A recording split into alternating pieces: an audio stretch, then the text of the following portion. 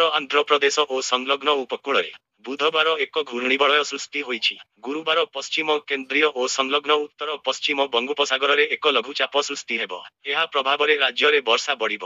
ଦକ୍ଷିଣ ଓଡ଼ିଶାରେ ଭାରୀ ବର୍ଷା ହୋଇପାରେ ବୋଲି ପାଣିପାଗ ବିଭାଗ ପୂର୍ବାନୁମାନ କରିଛି। ଦକ୍ଷିଣ ଓଡ଼ିଶାର 5ଟି ଜିଲ୍ଲାରେ 9ରୁ 11 ତାରିଖ ଯାଏ ପ୍ରବଳ ବର୍ଷା ହେବ।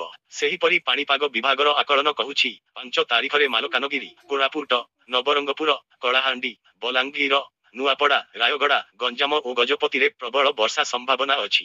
ଏସବୁ ଜିଲ୍ଲାର ବିଭିନ୍ନ ସ୍ଥାନରେ 70ରୁ 110 ମିମି ପର୍ଯ୍ୟନ୍ତ ବର୍ଷା ହୋଇପାରେ।